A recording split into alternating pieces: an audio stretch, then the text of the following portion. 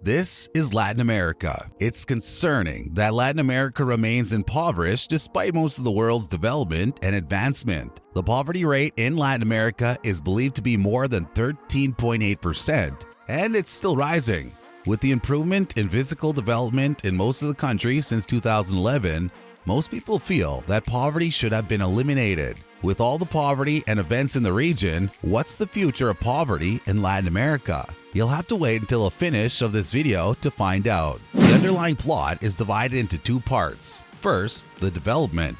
Latin America benefited remarkably from the favorable conditions in international financial markets and high commodity prices during the first decade of this century. This helped to more than double the region's annual growth rate to more than 5% compared to the 1990s, when the stats averaged between 2.5 and 3%.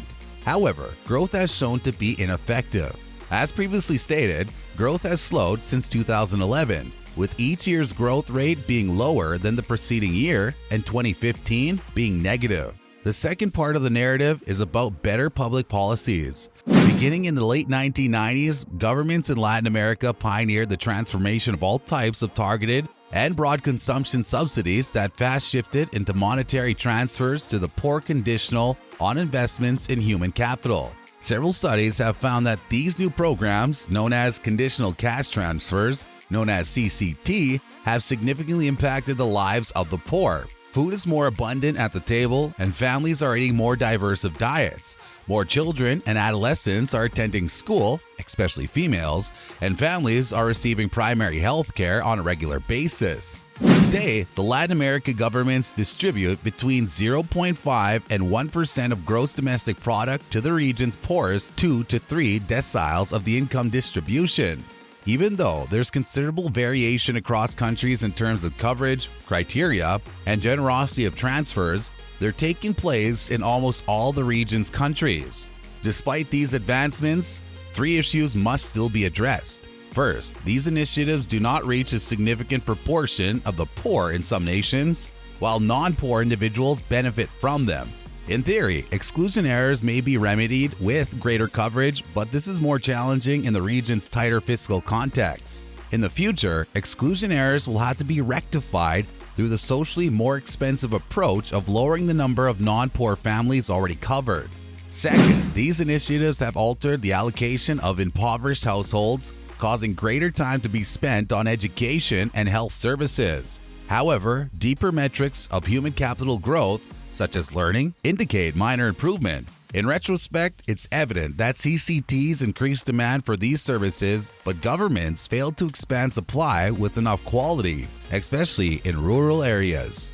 In other words, even though the government found it relatively straightforward to distribute money, it still has been more challenging to develop strong quality incentives for educational and health service providers in low-income communities and evaluate their performance. As a result, while impoverished households consume more educational and health services than previously, they accumulate less human resources than they could.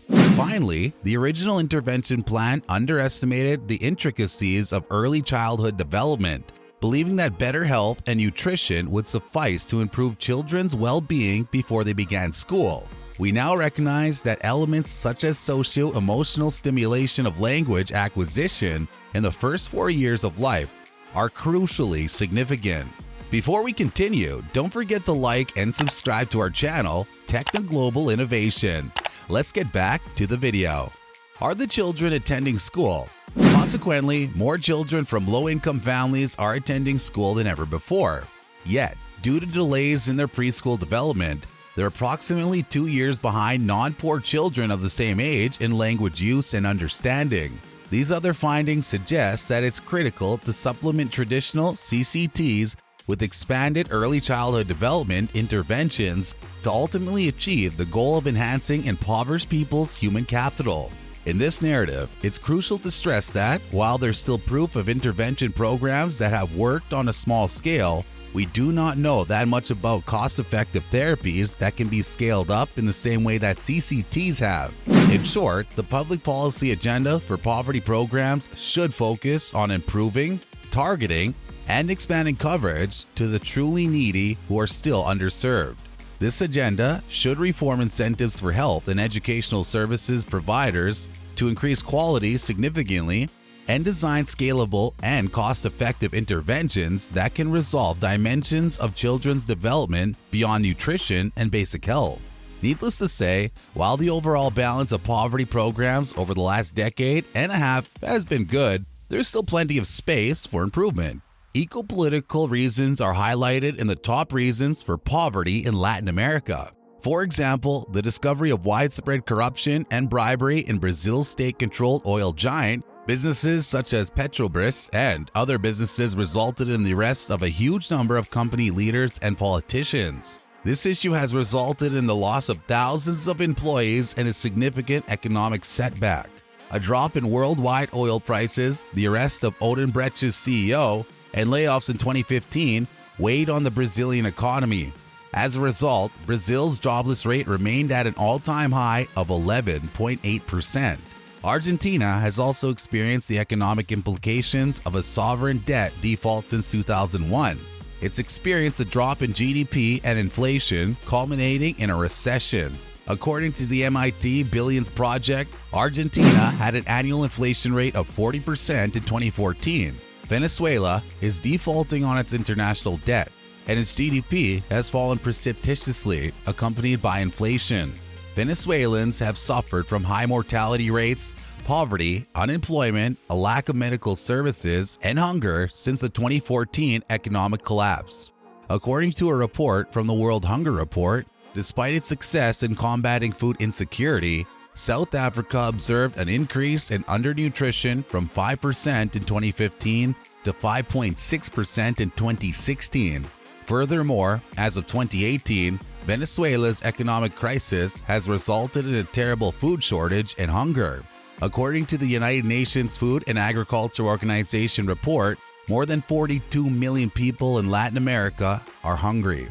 The COVID-19 pandemic has unleashed a flood of poverty over Latin America, exacerbating declines occurring for the past decade and condemning millions of lives to misery. From 2019 to 2020, the world's most unequal region saw 22 million people. It met the equivalent of everyone in New York State, joining the ranks of the poor, unable to meet basic needs. As a result, about one-third of Latin America's 60 million people live in poverty, or what the UN characterizes as extreme poverty, living on less than $1.90 per day. Latin America has been particularly heavily struck due to the severity of the pandemic and the severity of its recession, the worst in 200 years. Despite having only 8% of the world's population, the region is responsible for over 30% of COVID-19 deaths. In addition, the economy shrank by 7% last year, more than double that of any other region. The crisis is wreaking havoc on societies in both huge and little ways. A vast library and cultural complex in Rio de Janeiro has dissolved into a rowdy, besieged soup kitchen. Idle musicians serenade the elite in Bogota, who toss some bags containing little cash and a coin or two for ballasts as they fall from the balconies of expensive apartments. Even attorneys in Mexico City are turning to pawn shops. Workers who had achieved a semblance of stability are now out of work. Traditional networks of casual employment are being disrupted for people who operate in the enormous informal economy. Life has been reduced to a constant search for sustenance for the unluckiest. Juliana Ortega Aguilar, 36 years of age, a lawyer in Mexico City's Calle Monte de Piedad, waited outside the charity that lends the street its name. The centuries-old institution was established to provide low-interest loans to the underprivileged. Ortega's mother was pawning jewelry inside. The legal office where her husband works was closed due to the pandemic. Ortega stated that a few cases were appearing on her desk. People in the region who have achieved middle-class status attempt to maintain it. After years of renting in La Plata, Romina Bravo and her husband purchased a 3-bedroom house in 2017 for their 2 children, Benicio, 7 years of age, and Valentino, who was 14. They took out a government-backed mortgage with payments pegged to inflation, which was meant to fall.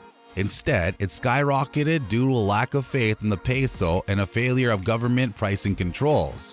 Bravo lost her 22-year-old bank career just before the epidemic and her new employment as a court administrator pays about $320 per month, a fraction of her old wage. A mortgage payment freeze has recently expired. Bravo listed the home for sale in March. Latin America had achieved significant progress in previous decades. According to UNESCO, half of its college-age population was enrolled in some form of higher education by 2019, up 23% in 2000. According to the Euromonitor, the middle class grew to 46 million homes in 2018, up from 33 million a decade earlier. Many countries have finally put a stop to uncontrolled inflation. Stable policies and currencies facilitated foreign investment and job creation. Brazil hosted the Olympics, Argentina hosted the G20 summit, and Facebook CEO Mark Zuckerberg chose Colombia for his first foreign town hall meeting. Many Latin American nations provide social assistance to unemployed persons. At the same time, they're increasingly focusing taxes on corporations and wealthy residents to fund that expenditure. Researchers foresee a future in which corporations hire fewer people, productivity declines, and high-skilled workers leave or seek positions off the books to avoid taxes. As a result, governments eventually lose revenue even as demand for aid rises. According to Tulane University professor Nora Lustig, the likelihood of an underprivileged Latin American child graduating from high school dropped by approximately 20% points last year, the lowest since the 1960s. Meanwhile, graduation rates for wealthy children barely changed. Nowhere is the replacement of aspiration by desperation more visible than at Rio de Janeiro's Biblioteca Porque Estudou, the hub of a public library network where thousands came before the pandemic for books. It now houses a massive feeding operation. According to food security researchers, nearly 19 million Brazilians have gone hungry in the last year. According to the government, that's almost double the number of people in that situation in 2018. Initially, emergency payments assisted many people in staying fed. However, as President Jair Bolsonaro grapples with the deepening fiscal crisis, aid has been drastically reduced and stopped entirely in the first 3 months of this year.